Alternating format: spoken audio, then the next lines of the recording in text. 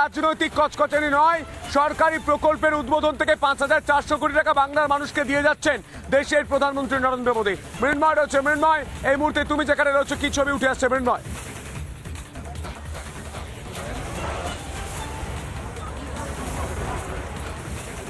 সন্ত, দেখো আমি এই মুহূর্তে রয়েছি ৬ নম্বর গেট, অর্থাৎ পাবলিক এন্ট্রান্সে যে ৬ নম্বর গেট আছে সেই ছবিটা তুলে ধরছি। দেখতেই পাচ্ছ গেট নাম্বার ৬ এবং পাশেই দেখতে পাচ্ছ যে ব্যানার লাগানো রয়েছে সিএ এর মাধ্যমে নাগরিকত্ব পেয়েছি, অর্থাৎ পরিবর্তন সংকল্প সভাতে তাই এসেছি, আপনাকে জানাই শতকোটি প্রণাম। রাঢ়বঙ্গ উদ্বাস্তু সেলের পক্ষ থেকে যে ব্যানার দেওয়া হয়েছে এই ব্যানার খুবই গুরুত্বপূর্ণ এবং তাৎপর্যপূর্ণ। ২০২৬-এর বিধানসভা ভোটের আগে এই ব্যানার কিন্তু এখানে দেওয়া হয়েছে, বুঝতেই পারছো। এবং এই মুহূর্তে ৬ নম্বর গেটের যে ছবিটা আমি তুলে ধরছি, দেখতেই পাচ্ছ। আমার ক্যামেরা পার্সনকে বলবো সেই ছবি তুলে দেওয়ানোর জন্য।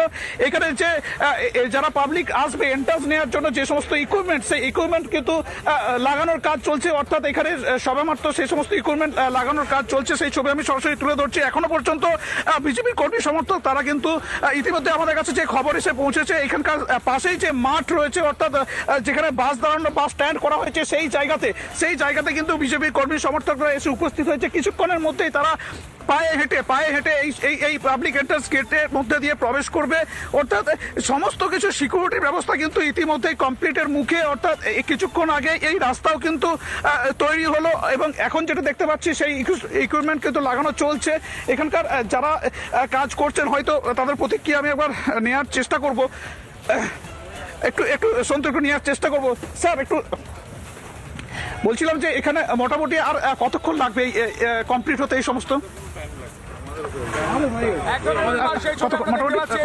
রমেনের কাছে যাওয়ার চেষ্টা করবো। রমেন, ৩৬৫ দিন এই দুর্গাপুরের মাটিতে দাঁড়িয়ে শীত গ্রীষ্ম বর্ষা দুর্গাপুরের ছবি তুলে ধরে এই মুহূর্তে রমেন রয়েছে বিরিঙ্গি কালী মন্দির থেকে। এই মুহূর্তে কি ছবি উঠে আসছে রমেন?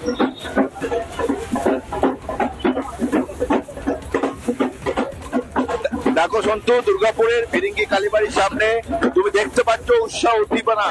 এখানে আর কিছুক্ষণের মধ্যে কেন্দ্রীয় শিক্ষা প্রতিমন্ত্রী সুকান্ত মজুমদার আসবেন এই মায়ের মন্দিরে পুজো দিতে। তার আগে বিজেপি কর্মী সমর্থকরা বাদ্যযন্ত্র নিয়ে তারা এখানে উৎসাহ উদ্দীপনা, তারা এখানে উপরতলা জানাবার জন্য তারা তৈরি আছেন এবং কয়েক ঘন্টার মধ্যে শহরে আসছেন ভারতবর্ষের প্রধানমন্ত্রী নরেন্দ্র মোদী। আমি একটু তাদের সঙ্গে কথা বলার চেষ্টা করবো যে দিদি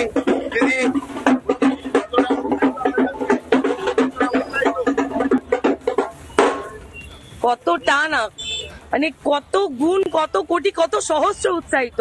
দুর্গাপুজোতে আমরা যেরকমটা আনন্দ উপভোগ করি, আমরা যেমন 5 দিন ধরে পুজো উপভোগ করি, মোদিজি আসাকে কেন্দ্র করে আমরা 5-6 দিন ধরে কি আজকে 10 দিন ধরে আজকে আমরা পরিশ্রম করে যাচ্ছি। আর এই পরিশ্রম আমাদের মানে সফল।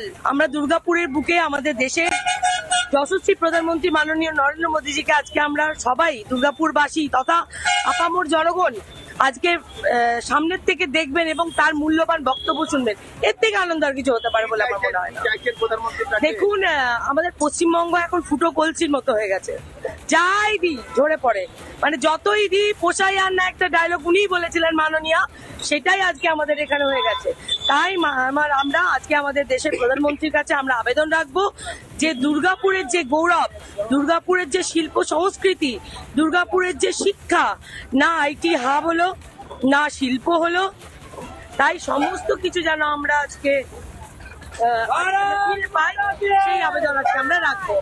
নরেন্দ্র মোদী স্বাগতম, স্বাগতম, স্বাগতম। দুর্গাপুরের নরেন্দ্র মোদীকে স্বাগতম, স্বাগতম, স্বাগতম।